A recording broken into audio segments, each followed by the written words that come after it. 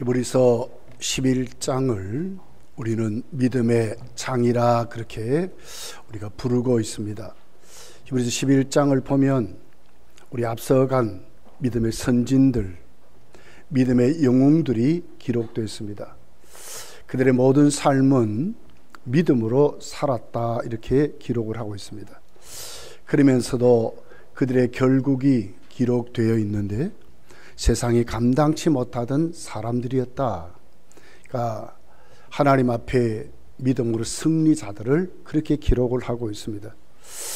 이 말씀을 보면서 오늘 우리가 특별히 이제 2025년도를 이제 시작을 한 달인데 우리도 어떻게 살 것인가 하는 것을 한번 믿음의 선진들을 보면서 우리가 한번 살펴보기를 원합니다.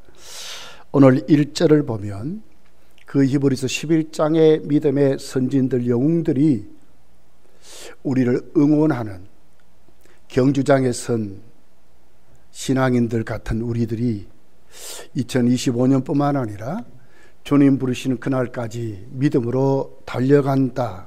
그래서 경주라 하는 용어를 쓰면서 올림픽 경기를 그렇게 기록을 하면서 마라톤 경주에 비유를 하고 있습니다. 그래서 그들이 우리를 이렇게 둘러서서 응원하고 있는 선진들이 박수하면서 힘을 불어넣으면서 우리도 이겼으니 너희도 이겨라, 달리면 된다, 그렇게 1절이 기록을 하고 있습니다. 1절이 이렇게 기록합니다. 이러므로 우리에게 구름같이 둘러싼 허다한 증인들이 있으니, 구름같이 둘러쌌대요. 허다한 증인들이래요. 모든 무거운 것과 얽매인 죄를 벗어버리고 인내로서 우리 앞에 당한 경주를 하자 그랬어요. 경주란 이 단어는 마라톤 경기를 말하고 있습니다. 우리 잘 알듯이 마라톤 경주는 어떻게 하는 것입니까? 단거리가 아니고 장거리입니다. 목표를 정해놓고 코스를 정한 42km지요. 그 길을 끝까지 인내하면서 달려가는 것이 마라톤 경기입니다. 목표가 분명합니다. 코스가 분명합니다. 이탈하면 아무리 1등으로 들어가도 인정이 되지 않습니다. 아무리 잘 갔다 해도 마지막 골인 지점에 목표점에 나가지 아니하면, 들어가지 않으면 그것도 인정을 하지 않는 것을 보게 됩니다. 그렇게 해서 오늘 믿음의 경주자들이 먼저 간 우리 선진들이 박수하면서 힘내라고 응원하면서 둘러서서 환영하면서 이런 모습으로 시작을 하고 있습니다. 그렇다면 2025년도 우리는 어떻게 해야 경주를 할까 하는 겁니다. 오늘 2절은 예수님을 바라봐라 그럽니다. 진행형입니다. 계속 바라봐라 그 말입니다. 하루만이 아니라 주님 날아가는 그날까지 매일 예수님을 바라봐라 이렇게 기록합니다. 믿음의 주여 또 온전케 하신 이인 예수를 바라보자 그랬습니다. 원문을 보면 이런 뜻입니다. 믿음의 창시자이며 그 믿음을 이끄시고 완성하시는 예수님을 바라보십시오. 세 번역에 보면 이렇게 주석을 해놓았습니다. 예수님이 누구신가?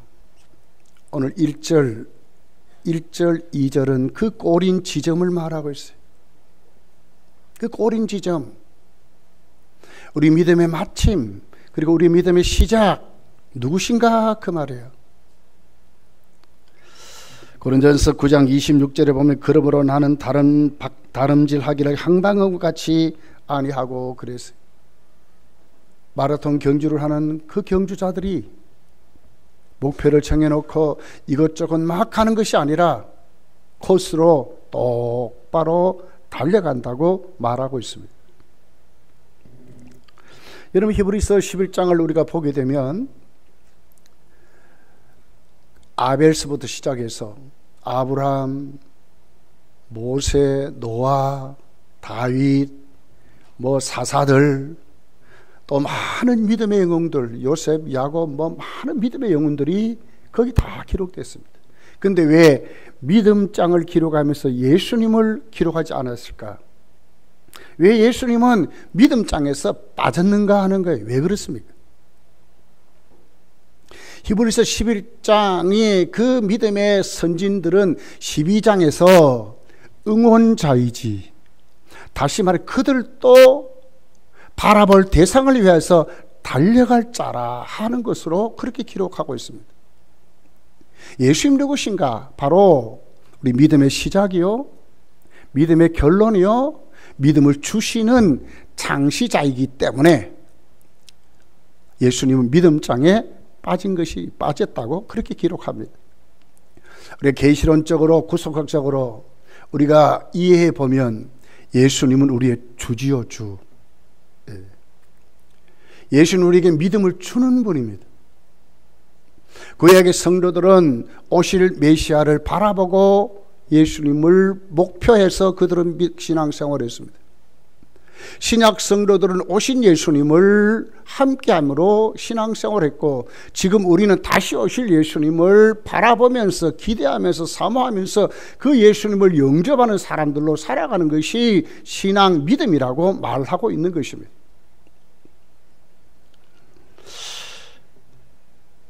이 절에 보니까 믿음의 주 그랬어요. 이 믿음의 주라고 하는 단어는 일반적으로 보면 큐리오스라는 말입니다. 그런데 오늘 본문은 큐리오스라는 헬라어를 쓰지 않았습니다. 여기 보면 알케곤이라는 단어를 썼어요. 이 말은 바로 시작, 선구자 이런 말이거든요. 다시 말하면 예수께서 이위 되셔서 이 땅에 오셔서 우리를 믿게 하시고 우리의 주가 되시는 이런 뜻이 아니고, 오늘 2절에 이 주라고 하는 말은 바로 믿음을 만든 자, 믿음을 시작한 자, 믿음을 주는 자, 믿음의 완성자 이런 뜻이거든요. 누가 믿음을 시작했는가? 히브리서 11장의 영웅들이 아니고 그 믿음을 시작한 분은 예수 그리스도다 이 말입니다. 그러면서 그 예수님이 그들에게 믿음을 줬고 오늘 우리에게도 믿음을 시작하게 만들고 믿음을 주시고 믿음을 완성케 하는 분이다, 이렇게 지금 말하는 겁니다. 그러니까 우리의 믿음의 목표점이 어디입니까? 우리가 달려갈 꼬린 지점이 어디입니까? 예수 그리스도라, 이렇게 지금 히브리서 기자는 2절에서 그렇게 지금 말하고 있어요. 그분이 믿음의 시작, 믿음을 주는 자, 믿음을 완성하는 자라고 이렇게 지금 우리에게 가르쳐주고 있습니다. 물론 여러분, 우리 주위뿐만 아니라 히브리서 11장에 보면 믿음의 영웅들이 있습니다. 우리 아브라함을 우리는 이렇게 로마서 4장은 믿음의 조상 그렇게 말합니다. 본받을 것이 너무너무 많습니다. 배울 것도 너무너무 많습니다. 아브라함같이 믿어야지 이럴 때도 많습니다. 그러나 그는 믿음의 주는 아닙니다. 믿음의 목표가 아닙니다. 진짜 바라볼 자는 예수 그리스도 밖에 없다고 말하는 것입니다. 내 경험이나 나도 아닙니다. 오늘 우리와 함께하는 어떤 자도 아닙니다. 우리에게 믿음을 주시고 믿음을 시작하게 만들고 믿음을 완성케 하는 분은 예수 그리스도 밖에 없다고 지금 말하고 있는 것입니다. 아브라함을 보십시오. 물론 믿음의 조상입니다. 그러나 그 믿음이 온전했습니까? 하나님의 은혜 아니면 가정이 다 깨트려질 뻔했고요. 하나님의 은혜가 아니면요, 가나안 땅에서도 그랬어요. 그리고는 하나님의 약속을 온전히 믿지 못하고 자기들의 생각대로 방법대로 하나님의 말씀을 듣지 아니하고 아내의 말을 들었다가 하나님의 언약을 어기는 자가 됐습니다. 그래서 이스마엘이 태어난 것입니다. 이것이 아브라함의 모습이었습니다. 실수 많았습니다. 온전치 않았습니다. 그도 하나님 앞에 믿음을 고백하고 믿음으로 성장할 자이지 우리의 믿음의 주가 아니라고 하는 거예요. 올한해 2025년도 여러분이 누구를 보고 누구를 본받고 누구로 살아가야 합니까? 오직 예수 그리스도밖에 없는 줄 믿습니다. 이것이 바른 믿음이라는 거예요. 교회도 똑같은 것입니다. 주님 된 교회가 진짜 교회입니다. 주님이 주인 된 교회, 주님이 머리가 되는 교회. 그래서 예수님 말씀했어요. 마태복음 16장 16절에 보면 내 교회를, 네 신앙 고백 위에 내 교회를 세우겠다. 18절에 보면 그렇게 고백하고 있어요. 주님의 교회, 주님의 교회, 진짜 교회라고 말씀을 하고 있는 것입니다. 여러분, 주님을 보십시오. 주님 어떻게 이 땅에서 믿음을 시작하셨습니까? 그리고 주님은 그 시작이 실패자였습니까? 히브리서 4장을 보면 주님은 우리와 똑같이 고난을 받았지만 그분은 죄가 없대요. 전혀 우리와 다른 분입니다. 수도 없는 그 주님의 사역에는 수도 없는 핍박이 있었고 고난이 있었고 아픔이 있었고 우리가 도저히 형용할 수 없는 배신도 당했지만 주님은 여러분 그 믿음의 길이 실패한 것으로 아예 절망 가운데 포기했습니까? 아니지 않습니까? 그 십자가 위에서 그 주님의 음성을 여러분 듣지 않습니까? 엘리 엘리 라마 사막다네 하시니 하나님 하나님 왜 나를 버리셨습니까? 갈라디아서는 이 말씀을 하나님께 저주받았대요. 누구 때문에? 우리 때문에 저주받았다고 말해요. 그래서 주님은 몸소 우리의 죄를 대속하기 위하여 우리의 모든 저주를 받으셨지만 그분은 결론이 뭡니까? 다 이루었다 그랬어요.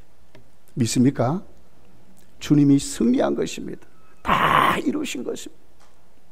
그리고는 우리에게 소망을 주었습니다. 오늘 네가 나와 낙원에 있으리라고 한쪽 편 강도를 구원할 뿐만 아니라 천국으로 데려가시는 주님을 보면서 아버지여 내 영혼을 아버지 손에 부탁하나이다 하신 그 주님의 음성은 우리에게 소망을 주었어요.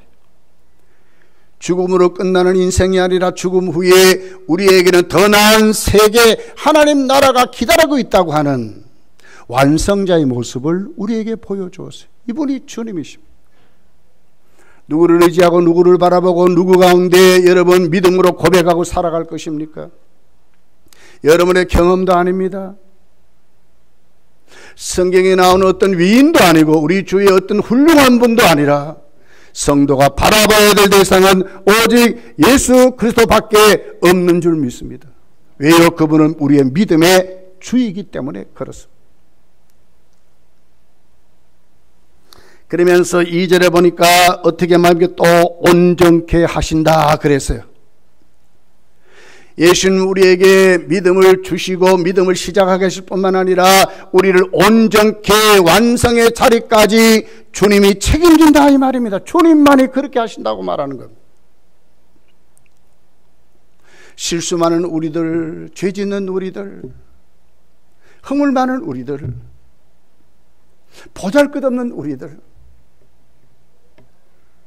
때로는 말 한마디에 상처받고 넘어지는 우리들, 그럼에도 불구하고 다시 일으켜서 다시 세워서 우리를 천국 가는 그날까지 라카차가 배차를 딱 집어 가듯이 우리를 끝까지 인도하시는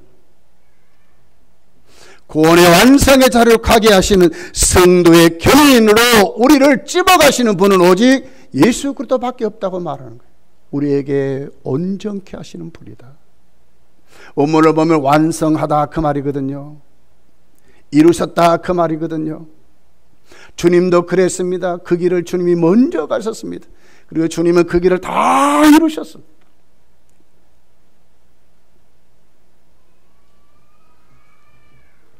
그러면서 오늘 3절은 연약한 우리들과 주님을 비교하고 있는데 그 주님을 생각하라고 말하고 있어요. 너희가 피곤하여 낙심하지 않기 위하여. 우리는 누굽니까? 피곤하고 낙심하는 존재들입니다. 그런데 거기서 벗어나려면 죄인들이 이같이 자기에게 거역한 일을 참으신 일을 생각하라. 누구를 생각하라고요? 예수 그리스도를 생각하래요. 그분은 어떻게 했습니까? 자기를 거역한 자들, 배신자들을 인내하면서 주님은 이루셨던, 그래서 참으신 일을 생각해라. 이것 때문에 저것 때문에 넘어지고 한번 해보자고 한 그분이 아니라 끝까지 하나님이 보내신 그 구원, 하나님의 구원 계획을 이루시는, 주님은 절대로 실패하지 아니하고 하나님이 그를 보내신 그 구원 계획, 그 구원의 뜻을 이루시는 완성자라고 우리에게 이렇게 말씀을 하고 있습니다. 여러분, 주님같이 이 땅에 그렇게 태어난 분이 누가 있습니까? 거리의 노숙자도 그렇게 안 태어날 거예요. 예수님 태어날 때부터 어떻게 왔습니까? 짐승의 우리에 태어났습니다. 그리고 어떻게 됐습니까? 태어나자마자 도망가는 신세가 됩니다. 가난해도 그렇게 가난할 수가 없습니다. 고향 땅에 살 수 없을 정도로 너무너무 가난하고 힘들고 어려웠습니다. 아버지가 일찍 돌아가셨습니다. 소년 가장이 되어버렸습니다. 성경은 12살 때 그 전에 기록이 없어요. 얼마나 힘들고 어렵게 살았는지. 그 외의 기록도 그렇게 없어요. 30세가 돼서야 예수님의 기록이 나와요. 왜 그렇습니까? 뭐 세울 거 없다 그 말입니다. 이사야 53장에 보면 하나도 본받을 것이 없다, 흠말 만한 것이 없다고 그랬어요. 이렇게 주님을 사셨어요. 그분이 누굽니까? 하나님의 아들인데, 당신의 우리를 온전케 하려고 예수님이 이루신 그 삶은 이랬다는 거예요. 우리가 받아야 될 가난, 우리가 받아야 될 고난, 우리가 받아야 할 시험들을 예수님은 몸소 체험하시면서 그렇게 예수님 이 땅에 사셨다고 말합니다. 여러분, 예수님의 공생애를 보십시오. 집 한 칸 없이 떠돌이 생활을 했습니다. 그 주위에는 수도 없는 병자들이 넘쳤습니다. 세상에 나 환자를요, 그냥 근처만 가도 냄새나고 잘못하면 나병이 없는데도 불구하고 그들을 만지면서 예수님이 고치셨어요. 귀신 든 자도 예수님 주위에 넘쳤어요. 자연의 재해로 말미암아 제자들이 풍랑을 만나 얼마나 힘들고 어려웠어요. 예수님을 똑바로 믿기나 했습니까? 그럼에도 불구하고 예수님은 포기하지 아니하시고 이렇게 이루셨다는 거예요. 그러니 곤고하고 연약하고 우리가 이런 사람들인데 주님을 보라는 거예요. 거역한 그들 앞에서 포기하지 않았던 그 주님을 생각하라고 말하는 거예요. 우리의 신앙생활은 이런 것입니다.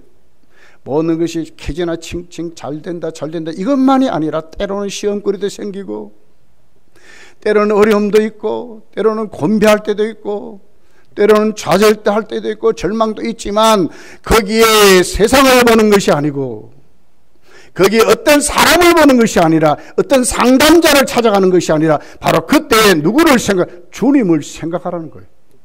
주님을 바라보라는 거예요. 이기신 그 주님을 보면 해답이 있다고 우리에게 말씀하는 거예요.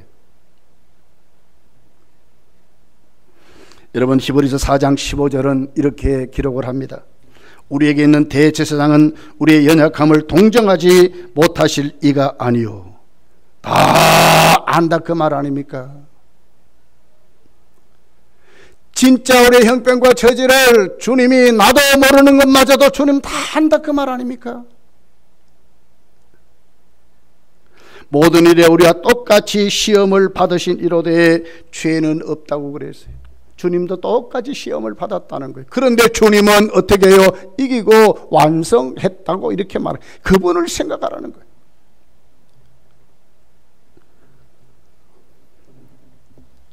그러므로 여러분, 우리의 믿음의 주, 진짜 우리가 바라봐야 할 분은 누굽니까? 오늘 2절은 믿음의 주여 또 온전케 하신 이인 예수를 바라보자 합니다. 아브라함도 아닙니다. 모세도 아닙니다. 다윗도 아닙니다. 야곱도 아닙니다. 요셉도 아닙니다. 한국의 어떤 유명한 목사, 장로, 성도도 아닙니다. 나도 아닙니다. 누굽니까? 오직 예수님을 바라보는 것이 2025년도 우리가 믿음으로 살아갈 수 있는 방법이라고 말씀을 하고 있는 것입니다. 여러분의 영안이 열리고 여러분의 삶의 길이 열려서 여러분이 바라볼 대상은 오직 예수 그리스도밖에 없음을 믿으시기를 예수님 축복합니다. 그러면서 우리의 이 경주길에 예수님을 바라보는데 버려야 할 것이 있습니다. 무엇을 버리고 갈 것인가? 여러분, 오늘 이 1절이 말하는 경주는 어떤 것이라고요? 마라톤이라고 그랬어요. 여러분, 경주자들이 달리면서 이렇게 갈 때에 옷마저도 아주 간편한 옷으로, 조금이라도 무겁고 부담스러운 것은 다 벗어버리고 갑니다. 물병도 그냥 들고 안 갑니다. 조금 뭐 입 마시고는 막 다 던져버리고 그리고 갑니다. 1절에 보니까 이렇게 기록합니다. 모든 무거운 것과 얽매기 쉬운 죄를 벗어버리라 그랬어요. 성도가 이 땅에 살아가면서 여러분 믿음 생활, 영적인 생활을 하는데 무거운 것이 뭡니까? 방해되는 것이 뭡니까? 이 짐을 말하거든요. 세상적인 가치관을 말하는 거예요. 주님 믿기도 바쁜데, 주님 의지하기도 바쁜데, 주님을 알기도 부족한데 세상 것 때문에요. 그것이 꽉 차서 만약에 그렇게 된다면 어찌 주님을 똑바로 바라보고 갈 수 있겠느냐 그 말입니다. 여러분 무엇에 더 관심을 가지고 있습니까? 예수님입니까? 아니면 세상 것입니까? 영적인 것입니까? 아니면 여러분의 육적인 것입니까? 육도 잘 되어야 됩니다. 그러나 더 중요한 것은 영이 더 잘 되어야 하는 것입니다. 영이 잘 되는데 방해되는 육적인 짐이 여러분 뭡니까? 여러분의 취미 생활입니까? 정말 주님을 아는데, 주님을 바라보는데 내 취미가 주님 똑바로 바라보지 못하게 한다면 이건 잘못된 것입니다. 내 사업이 주님 똑바로 믿는데 방해되는 것이라면 이것도 잘못된 것입니다. 우리는 무엇을 먹든지 마시든지 다 하나님의 영광을 위해서 하라고 한 것입니다. 오늘 내가 다니는 직장 생활도 주님을 바라보는데 만약에 방해된다면 잘못 다니는 것입니다. 우리 자녀들을 키울 때에 자녀들의 교육도 똑같은 것입니다. 아이들이 예수님을 바라보고 믿음 생활을 똑바로 해야 되는데 아이들이 만약에 세상 방법, 세상 교육 방법 때문에 믿음 생활을 똑바로 못한다면 이것도 잘못된 것입니다. 예수님을 바라보고 달려가야 되는데 믿음 생활을 해야 되는데 여기에 방해되는 것 세상적인 게 무엇입니까 도대체? 이것을 버리라고 합니다. 고치라고 하는 것입니다. 바뀌라고 하는 것입니다. 순위를 똑바로 정하라고 하는 것입니다. 무엇이 먼저인지를 생각하라고 이렇게 지금 말씀하는 것입니다.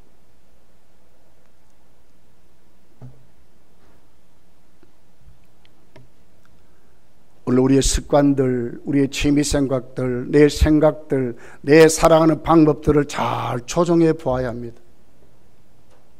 과거보다도 점점 더 기도 생활이 부족해지고 과거보다도 하나님 말씀을 듣기가 점점 적어지고 하나님 말씀을 읽기가 더 적어지고 관심을 가진 것이 더 적어졌다면 문제가 생긴 것입니다. 어찌 성도가 여러분 기도가 영혼의 호흡이라 그러는데 기도하지 않으면서도 나는 잘 된다 그러면 이게 뭡니까 도대체? 뭔가 지금 잘못되어 가는 것입니다. 우리 이런 모습들을 우리가 자꾸 수정해 가야 합니다. 하나님 의지하고 하나님께 묻고 하나님 의지하고 하나님 은혜 가운데 하나님의 복 가운데 그렇게 살아가야 되는데 이것도 전혀 관심 없이 그렇게 산데도 잘 된다고 하면 이게 도대체 뭡니까 도대체? 무엇이 그렇게 잘 됩니까? 우리 직장 생활에 똑같은 것입니다. 우리 아이들이 하나님 앞에 믿음 생활을 똑바로 하지 못하는데도 불구하고 공부만 잘해. 앞으로 커서 세상적으로 잘 될 거야. 만약 이렇게만 된다면 이건 문제가 있는 것입니다. 무거운 짐을 내려놓아야 합니다. 주님을 바라보는데 오늘 또 이것 때문에 주님을 똑바로 의지하지 못하고 똑바로 바라보지 못한다면 이제는 고쳐져야 하는 것입니다.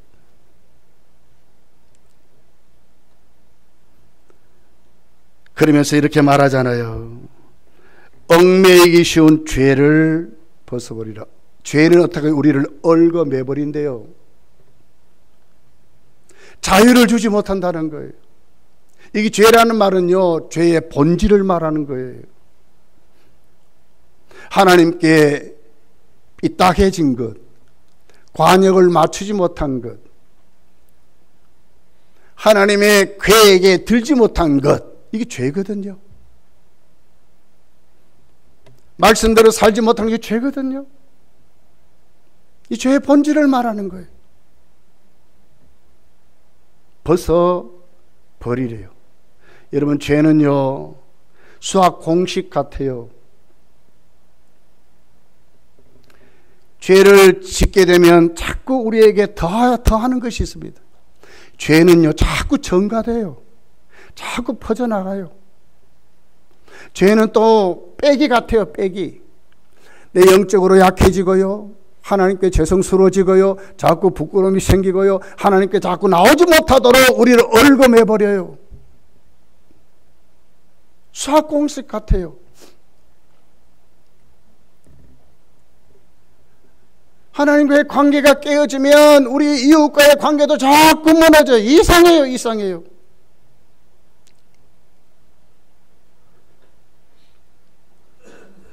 원문을 보면요, 이 죄라는 단어는, 얽어맨다는 말은요, 그 경주자가 망토 같은 옷을 입었다 그 말입니다. 아주 날렵하게 옷도 간편하게 해야 되는데 망토 같은 옷을 입고 한번 뛰어보십시오. 어떻게 됩니까? 이것이 내 몸에 자꾸 휘감길 거 아닙니까? 이게 얽어맨다는 이런 뜻입니다.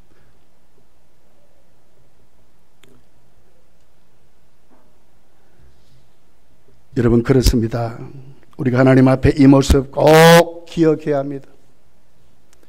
요한일서 1장 9절에 보면 사도 요한은 이렇게 기록합니다. 만일 우리가 우리 죄를 자백하면 그는 미쁘시고 의로우사 우리 죄를 사하시며 우리를 모든 불의에서 깨끗하게 하실 것이요, 그랬습니다.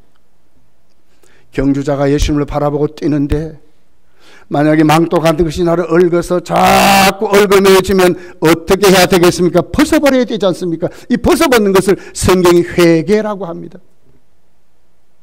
하나님을 똑바로 바라보지 못하고 믿음생활을 똑바로 못하는데 이제 예수님을 똑바로 바라보게 만들고 믿음생활을 똑바로 하는 것을, 우리를 회복시키는 것을 성경이 유일하게 우리에게 주신 방법은 하나님과 우리 사이의 회개입니다. 회개.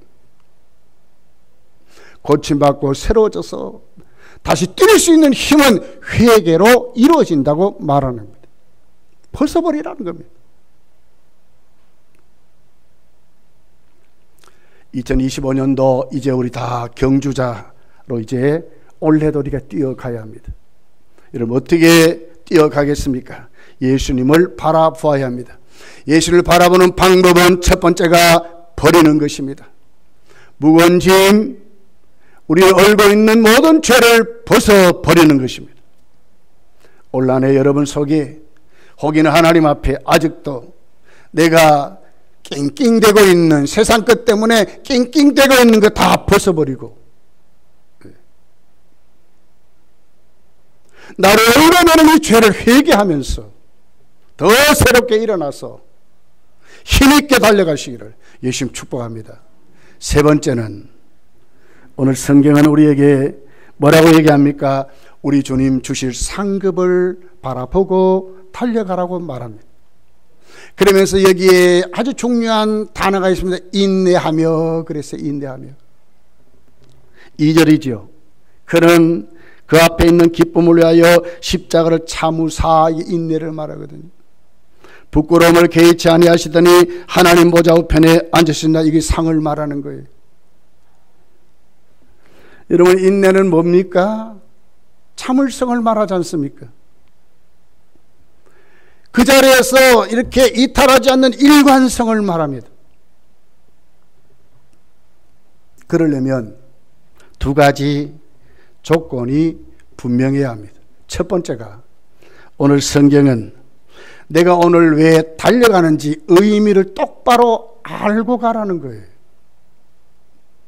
여러분, 왜 예수 믿습니까? 왜 주님을 바라보고 여러분 살아갑니까? 이 의미를 똑바로 알아라는 거예요. 주님은 알았다는 거지요.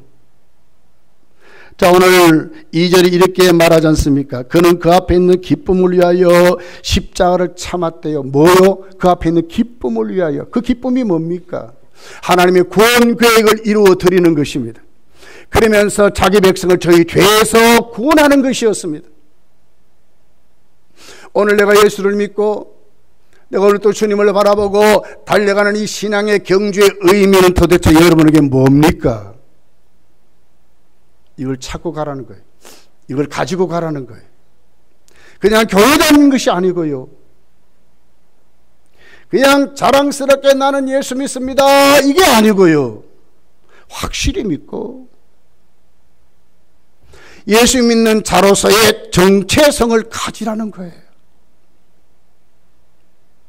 정말 예수님 영접하고 정말 예수님으로 말미암아 내가 새롭게 된 것, 정말 하나님께 의롭다 인정받고 오늘 또 임마누엘의 복을 누리는 것을 확실히 믿고 하나님을 또 나와 함께함을 확실히 믿는, 예수를 바라볼 때 주님이 나와 함께 같이 뛴다고 하는 믿음을 가지고 가라는 거예요. 이것 없이는 인내할 수 없대요. 조금만 무엇이 바뀐다든지 조금 힘들면 대반 우리가 손 놓으려고 하지 않습니까? 그렇게 안 되려면 내가 오늘 왜 이 일을 하고 있는지, 내가 오늘 왜 이렇게 충성하는지를 하나님 앞에 묻고 답을 가지고 가라는 거예요. 우리 교회는 여러 분야에서 봉사하는 분들이 있습니다. 집사님이 되니까, 권사님이 됐으니까, 장로님이 됐으니까 봉사한다 하면 안 되는 거예요.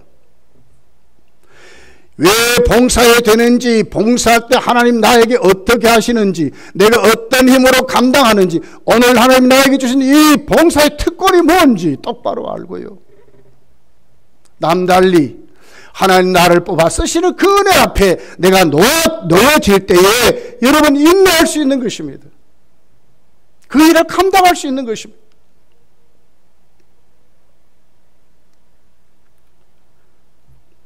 주님은 십자가 위에 못 박히셨지요. 얼마나 힘들었으면 가시기 전에 겟세마네 동산에서 기도하잖아요. 아버지여, 할만하시거든 이 잔을 내게서 옮겨주면 안 되겠습니까? 주님이셨어요. 그러면서도 주님은 십자가로 가셨잖아요. 왜 가셨습니까? 얼마나 힘든 길인데요. 도살장에 끌려가는 송아지 같다 그랬어요. 왜 그렇게 갔습니까? 예수님이 이 길을 가야 되는 것을 알았기 때문에 가는 것입니다. 이럴 때 이루시는 하나님의 구원이 무엇인 줄 알기 때문에 그랬습니다. 자신을 보내서 하나님이 자신을 쓰시는 하나님의 권능을 알았기 때문에 간 것입니다. 자기 백성의 죄짐을 지시고 그들의 죄를 대속하기 위하여 그들이 받아야 될 영원한 지옥 형벌을 예수님이 담당하려고 저주받았어. 그 모든 것을 대속하려고. 그래서 예수님은 속죄 제물로 내가 간다는 것입니다. 여러분 마태복음 26장을 보십시오. 겟세마네 동산에 기도하잖아요. 제자들은요 예수님의 마음도 몰랐어요. 1시간도 같이 깨어 기도할 수 없었다 그랬어요.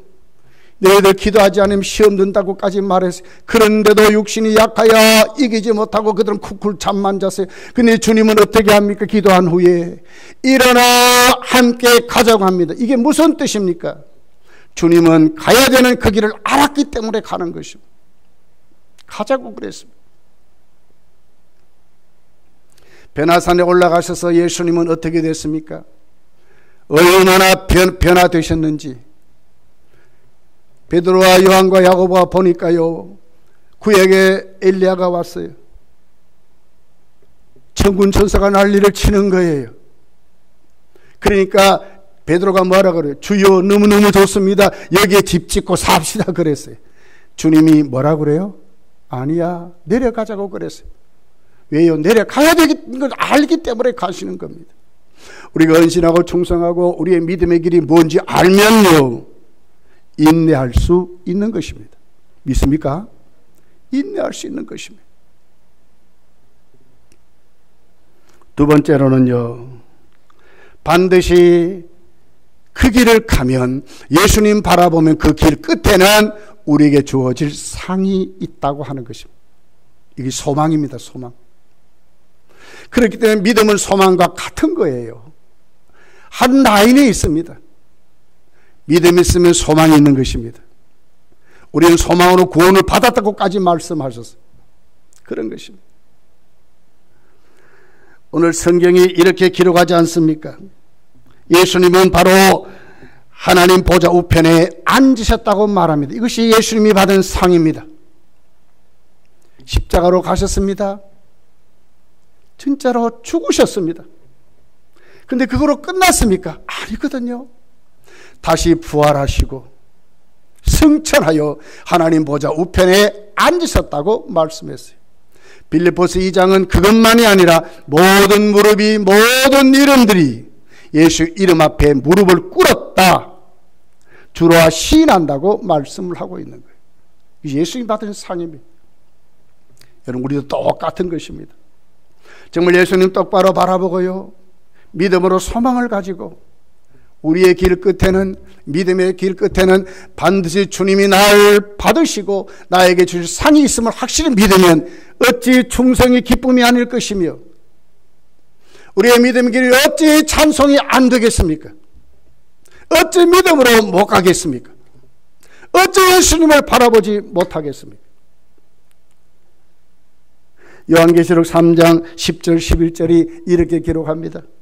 네가 나의 인내의 말씀을 지켰은즉 내가 또한 너를 지켜 시험의 때를 면하게 하리니 이는 장차 온 세상에 임하여 땅에 거하는 자들을 시험할 때라. 내가 속히 오리니 네가 가진 것을 굳게 잡아 아무도 네 면류관을 빼앗지 못하게 하라고 그랬어요. 굳게 잡으랍니다. 면류관 뺏기지 말라고 합니다. 인내하라고 말합니다. 우리 길 끝에는 반드시 면류관이 기다리고 있다고 말하는 것입니다. 믿습니까? 주님이 가신 그 길입니다. 주님은 믿음의 창시자입니다. 믿음을 시작하신 분입니다. 직접 그분은 믿음으로 가셨습니다. 그리고 완성하셨습니다. 오늘 우리에게도 주님은 믿음의 주요, 우리를 온전케 하시는 분이라고 말하고 있습니다.